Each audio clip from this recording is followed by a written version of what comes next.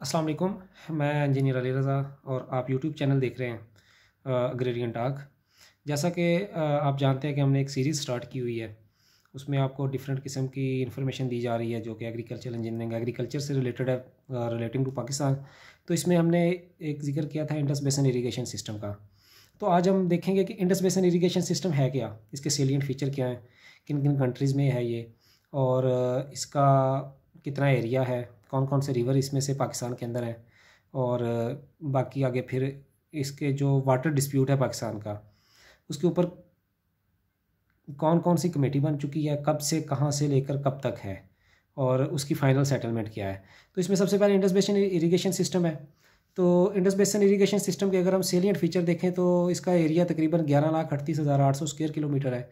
11,38,800 square kilometre जो area है उसमें सबसे ज़्यादा एरिया पाकिस्तान के अंदर है, जो कि तकरीबन 5,97,700 स्क्वायर किलोमीटर है। और उसके बाद इंडिया के अंदर एरिया है दूसरे नंबर पे, जो कि तकरीबन 3,81,600 स्क्वायर किलोमीटर है। फिर चाइना है 76,200 स्क्वायर किलोमीटर, अफ़गानिस्तान है 72,100 स्क्वायर किलोमीटर। उसके बाद कुछ ऐसा एरिया जो कि चाइनीज़ का है लेकिन क्लेम इंडिया करता है उसको, जिस तरह कि ये लद्दाख वाली साइड है, तो वहाँ पे तकरीबन 9600 स्क्वायर किलोमीटर है। उसके बाद कुछ ऐसा एरिया यानी कि Indian control claim by China, जिस पे चाइना का कब्ज़ा है लेकिन वो क्लेम करता है चाइना, जिस पे इंडिया का कब्ज़ा है और क्लेम उसका चाइना करता है, वो तकरीबन 1600 स्क्वायर किलोमीटर है। उसके बाद नेपाल है, नेपाल के अंदर बहुत थोड़ा सा एरिया तकरीबन 10 स्क्वायर किलोमीटर के करीब है। तो ये इसके ये अप्रॉक्सीमेशन है, कम ज़्यादा थोड़ा बहुत हो सकता है इसमें।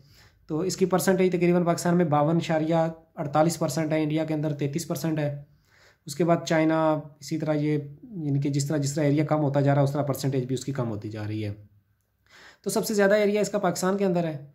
और इसके सेलिएंट फीचर्स में और ये भी आ जाता है कि पाकिस्तान के अंदर इसमें से जो मेन है वो 5 रिवर्स हैं, जिनमें इंडस, झेलम, चनाब, रावी और सतलुज है। और उसके बाद फिर स्मॉलर रिवर्स काफ़ी सारे हैं, जिस तरह के काबुल, सवात, हैरो, कुनहार, चित्राल, टोची, शाह आलम, इस तरह और बहुत सारे छोटे छोटे रिवर्स हैं जो कि इधर उधर से यानी कि स्ट्रीम्स हैं। और उसके बाद इसमें तकरीबन जो आप इसको इस तरह भी इसको आप यूनिक कह सकते हैं कि जो वर्ल्ड 7 हाईएस्ट पीक्स हैं आफ्टर माउंट एवरेस्ट, वो सारी इसके अंदर तकरीबन आ रही हैं, ठीक है। जिनमें केटू है जो कि 28,253 फुट के करीब है। और उसके बाद फिर नागा पर्वत है, उसके बाद राकापोशी, एटस्ट्रा, इस तरह ये तकरीबन 7 हैं। इसी तरह 7 ग्लेशियर्स हैं Indus river, Indus basin irrigation system के अंदर, और जिनके अंदर सियाचिन, हिस्पार, ब्याफो, इस तरह और बाल्टो, बर्पो और हुपर, ये आ जाते हैं इनके अंदर। उसके बाद अगर हम इसके अंदर जो इसमें से रिवर्स निकल रहे हैं, एक साइड से हम स्टार्ट करते हैं, तो सबसे पहले हम सतलुज रिवर को देख लेते हैं। सतलुज रिवर जो है ये वेस्टर्न तिब्बत से ये निकल रहा है और तकरीबन 960 माइल 1536 किलोमीटर इसकी लेंथ है। कैचमेंट एरिया इसका 47,100 स्क्वायर किलोमीटर है, 47,100 स्क्वायर माइल्स है। और जो कि तकरीबन 75,369 स्क्वायर किलोमीटर बनता है। 70% इन इंडिया, यानी कि ये 70% इंडिया के अंदर है सतलुज का। उसके बाद पाकिस्तान में इसका पोर्शन जो है ये flow into Pakistan near Ferozepur, यानी कि जो फिरोज़पुर इंडिया के अंदर है। इधर से आप समझ लें कि कसूर के पास, गंडा सिंह के पास है, ये पाकिस्तान के अंदर इंटर हो रहा है। और पांजनद बराज की and joins Chenab up at the upstream of Panjnad barrage. Panjnad barrage से पहले ये चनाब को जो ज्वाइन करता है। उसके बाद इसके अंदर जो ट्राइब्यूटरीज़ हैं उनमें 8 इसकी ट्राइब्यूटरीज़ हैं, और जो कि सिर्फ एक जो रोही नाला है उसके अलावा बाकी सारी जो हैं वो इंडिया के अंदर ही इसको ज्वाइन कर लेती हैं। सबसे बड़ी जो इसकी ट्राइब्यूटरी है वो रिवर ब्यास है, जो कि 290 माइल जिसकी लेंथ है, जहाँ 464 किलोमीटर है। और उसका कैचमेंट एरिया जो है 6200 स्क्वायर माइल या 9,920 स्क्वायर किलोमीटर है। और इसके ऊपर जो डैम है वो भाखड़ा डैम है, इसके ऊपर एक नांगल है, पोंग है, पोंद है, ये सारे के सारे इंडिया के अंदर है। पाकिस्तान के अंदर इसके ऊपर कोई डैम नहीं है। उसके बाद नेक्स्ट इसमें आ जाए कि इसके ऊपर जो बराज है वो कौन कौन से हैं। रूपर बराज है इसके ऊपर, हरीके बराज है, फिरोज़पुर बराज है, इंडिया के अंदर है। और पाकिस्तान के अंदर इसके ऊपर सलमान की और इस्लाम है। ये जो है ये इसके अंदर पाकिस्तान के अंदर इसमें सलमान की और इस्लाम है सिर्फ। तो उसके बाद नेक्स्ट आ जाता है हमारे पास रावी रिवर, यानी कि सतलुज, उसके बाद रावी आ गया। तो ये हिमालय से ये भी निकल रहा है, 550 माइल या 880 किलोमीटर इसकी लेंथ है। 422 जो है माइल इसकी पाकिस्तान के अंदर है, और कैचमेंट एरिया इसका तकरीबन 15,600 स्क्वायर माइल है, जो कि 24,960 स्क्वायर किलोमीटर बनता है।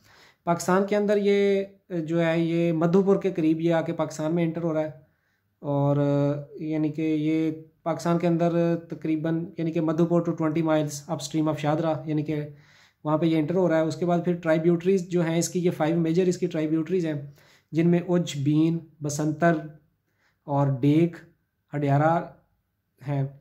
ये सारी ये अपर कैचमेंट लाइज इन इंडिया, इनकी जो अपर कैचमेंट है वो इंडिया के अंदर है।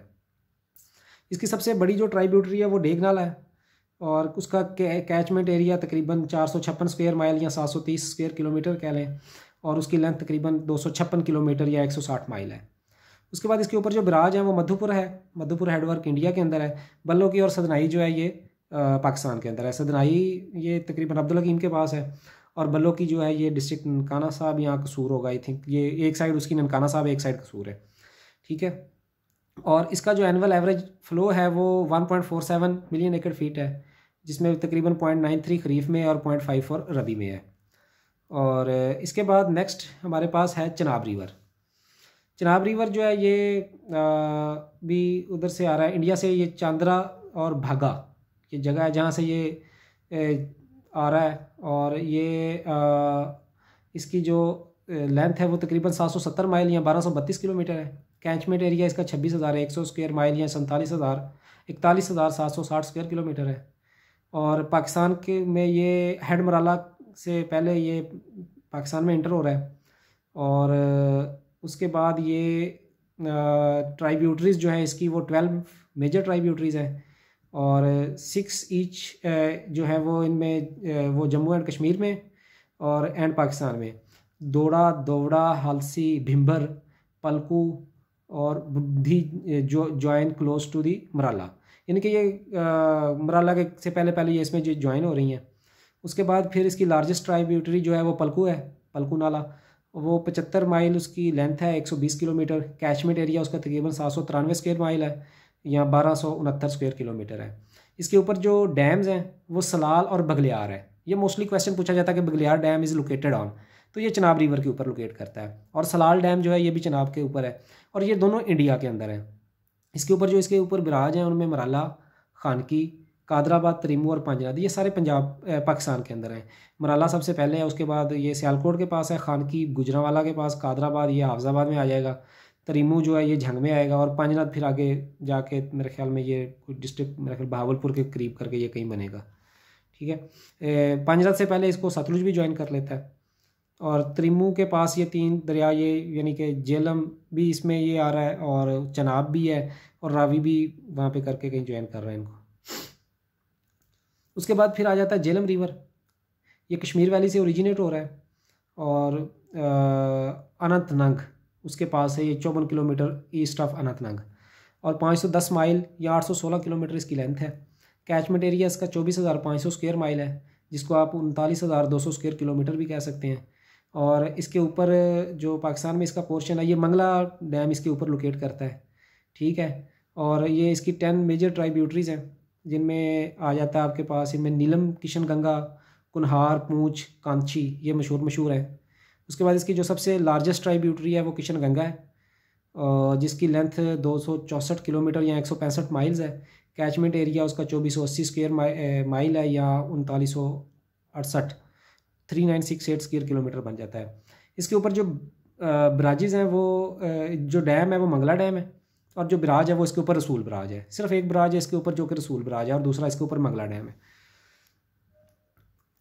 देन आपके पास आ जाएगा इसके बाद इंडस रिवर। इंडस जो है ये दुनिया के जो बड़े बड़े दरिया हैं उनमें से एक है, ये पाकिस्तान का सबसे बड़ा दरिया है, और ये नॉर्थ हिमालय में से ये निकल रहा है, और इसकी जो 18,000 फीट की एलिवेशन से ये आ रहा है। 925 माइल या 1499 किलोमीटर इसकी लेंथ है तरबेला से ऊपर, अबव तरबेला।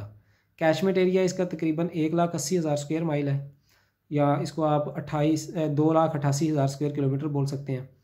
27 इसकी ट्राइब्यूटरीज़ हैं जो गुड्डू बराज से पहले पहले हैं। और उसके बाद इसकी जो लार्जेस्ट ट्राइब्यूटरी है उसमें शयोक रिवर है जो कि 400 माइल या 640 किलोमीटर लंबा है। कैचमेंट एरिया शयोक रिवर का 12,600 स्क्वायर माइल है या 20,160 स्क्वायर किलोमीटर उसको आप बोल सकते हैं। इसके ऊपर जो डैम है वो तरबेला है। बराजेज़ में से इसके ऊपर एक साइट है जो कि कालाबाग वाली है, वहाँ पे जिना बराज है। उसके बाद चश्मा, तौसा, गुद्दू, सखर, कोटरी, ये वाले बराजेज़ हैं इसके ऊपर। यानी कि अगर कालाबाग से यानी कि उस जगह के करीब जिना बराज वहाँ पे लोकेट करता है। और अगर हम यानी कि स्ट्रक्चर देखेंगे इनके ऊपर वेस्टर्न रिवर और ईस्टर्न रिवर के हिसाब से, तो इंडस, झेलम और चिनाब ये वेस्टर्न रिवर हैं जो कि इंडस वाटर ट्रीटी के बाद पाकिस्तान के हिस्से में हैं। और ईस्टर्न रिवर में आपके पास रावी, ब्यास, सतलुज ये वाले हैं। ब्यास जो है वो इंडिया के अंदर ही सतलुज को ज्वाइन कर लेता है। और इसी तरह ये सारे गुद्दू बराज से पहले पहले ये सारे जो है ना ये इंडस को ज्वाइन कर लेते हैं। पानीनद बराज के बाद ये सारे आगे जाके ये आगे गुड्डू बराज से पहले ये इंडस को ज्वाइन करते हैं पानीनद बराज के बाद। और इसी तरह इंडस, ये आपको पहले भी एक फिगर आपसे शेयर की थी जो इंडस बेसिन इरीगेशन सिस्टम को शो करती थी, इरसा की बनी हुई फिगर थी। अब डिस्प्यूट्स की बात करते हैं। पाकिस्तान के अंदर जो है ना पानी का बड़ा इशू है, डिस्प्यूट्स। एक तो हम इंडस वाटर ट्रीटी जिसको सिंतास मुआहदा भी बोलते हैं 1960 में हुआ था वो है। लेकिन उससे पहले अगर हम हिस्ट्री में देखें तो ये 1921 से जो है ना ये काम स्टार्ट हुआ है। उस वक्त पाकिस्तान तो नहीं था, उस वक्त सब कॉन्टिनेंट था। तो उस सबसे पहले जो हुआ था वो ट्राइपाइट एग्रीमेंट था जो कि 1921 में हुआ है। तो ये the first contract agreement was signed between Punjab province, Punjab, Bahawalpur and Bikaner state was signed in 1921। तो इसमें क्या हुआ था कि प्रायोरिटी ऑफ एग्जिस्टिंग यूज़, जो एग्जिस्टिंग यूज़ है उसकी प्रायोरिटी, उसके बाद recognition of claims of riparian honours और इक्विटेबल अपार्चमेंट इसकी, ठीक है। ये इसके अंदर ये 3 चीज़ों का एग्रीमेंट था 1921 में। उसके बाद 1921 के अंदर ये कमेटी बनी थी जिसको इंडस डिस्चार्ज कमेटी के नाम से दिया गया था। ये गवर्नमेंट ऑफ बम्बे ने बनाई थी। उस वक्त जो सिंध है ना वो सिंध नहीं था, उस वक्त ये बम्बे का हिस्सा था। 1935 में सिंध को बम्बे से अलग किया गया था। और उसके बाद 1921 के बाद फिर एक Sutlej valley project inquiry committee, SVP inquiry committee बनी थी। SVP 1932 में बनी थी। Actual operation of SVP canal exposed that there was a storage of supplies specially in early kharif because actual river flows fell short of requirements. और एक committee जो है उसने अपनी रिकमेंडेशन दी थी। उसके बाद फिर एंडरसन कमेटी बनी थी 1937 में। 1932 में 11 SVP कैनाल्स जो थी उनके ऊपर यानी कि with 4 barrages and Sukkur barrage project were completed. ये यानी कि SVP के बाद ये सारा काम हुआ था। और उसके बाद पंजाब जो है उसने भी थोड़ा सा करना शुरू किया कि मुझे भी एक्स्ट्रा पानी मिले for Haveli project. Haveli project भी था एक पंजाब का। तो 1935 में गवर्नमेंट ऑफ इंडिया ने एक कमेटी बनाई थी जिसको सेंट्रल जो उस वक्त था ना, committee of the central board of irrigation on comprised representative of KPK, Bikaner, Khairpur and government of India, यानी कि ये बाकी स्टेट्स थी सारी। उसके बाद उसकी 8 अथॉरिटीज़ थी, 8। तो उसने जो है अपनी रिकमेंडेशन दी। उसके बाद फिर 1945 के अंदर रॉ कमीशन बना। लेकिन ये जो पहले एंडरसन कमेटी जो बनी थी इसने जो भी काम किया था ना उस वक्त, चूँकि वर्ल्ड वार 2 स्टार्ट होगी बाद में, तो ये इसका कोई भी काम जो है ना वो सिरे नहीं चढ़ सका था। सारा कुछ जो है वो ऐसे ही रह गया वर्ल्ड वार 2 की वजह से।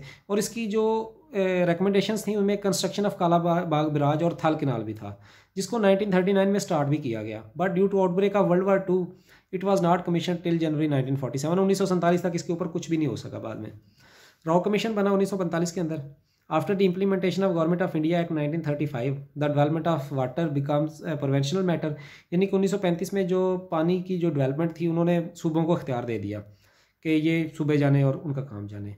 तो उसके बाद फिर ये रॉ कमीशन आया। रॉ कमीशन ने भी सूबों के अंदर जो डिफरेंट किस्म की प्रॉब्लम्स पैदा होने शुरू हुए उनके ऊपर काम किया। उसके बाद फिर पाकिस्तान बनने के बाद इंडस वाटर ट्रीटी 1960 में ये जो वर्ल्ड बैंक के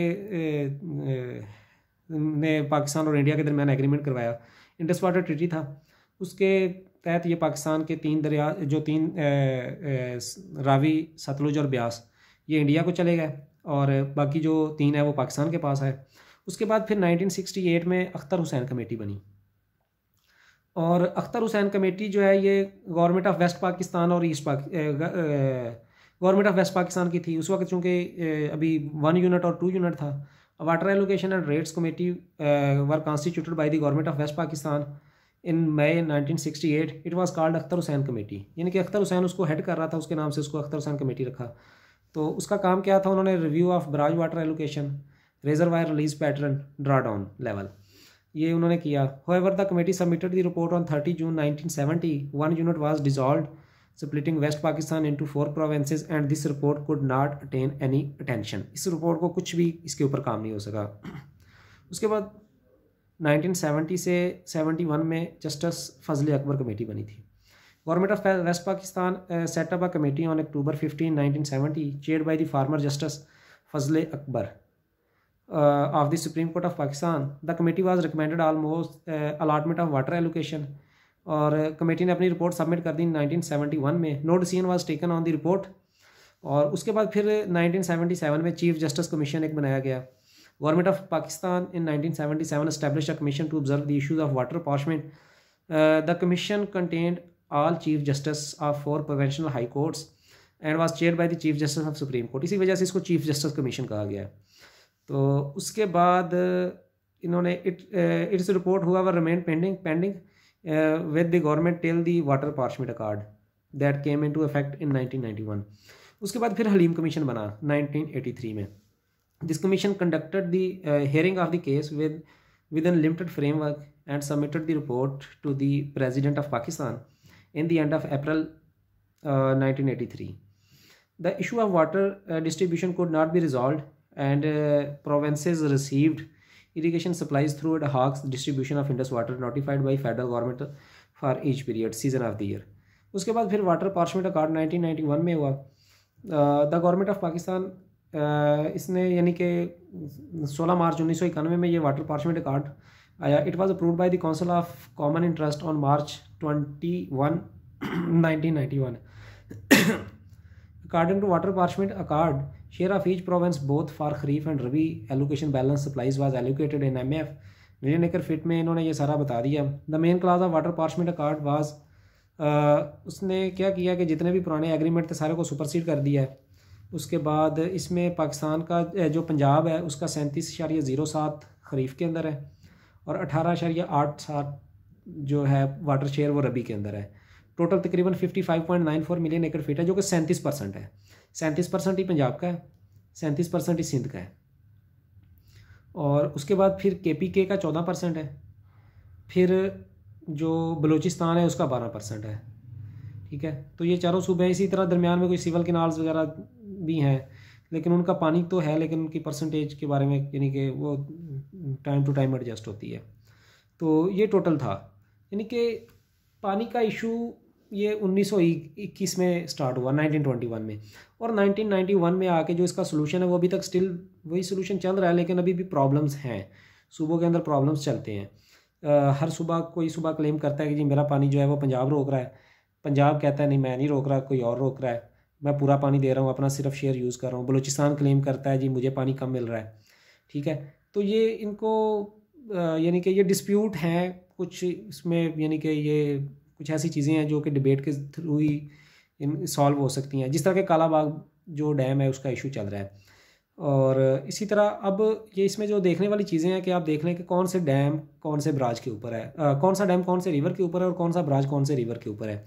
इसी तरह हम नेक्स्ट हम ये देखेंगे कि कौन से बराज से कौन सी नहर निकल रही है, कितनी हमारे पास इरीगेशन किनाल्स हैं, कितनी हमारे पास मेन किनाल्स हैं, लिंक किनाल्स हैं। लिंक किनाल बनाने का मकसद क्या था, क्यों बनाई गई, कब बनी और कहाँ से कहाँ पर जा रही हैं, पानी किधर दे रही हैं। इरीगेशन वाटर जो है अब लिंक किनाल और इरीगेशन किनाल में जो है वो डिफरेंस क्या है। ये इस तरह की ये चीज़ें जो है ना, ये हम नेक्स्ट अपनी वीडियो में हम इनको डिस्कस करेंगे। होप कि आपको इसकी अच्छी तरह समझ आई होगी। ओके जी, अल्लाह हाफिज़, थैंक यू वेरी मच।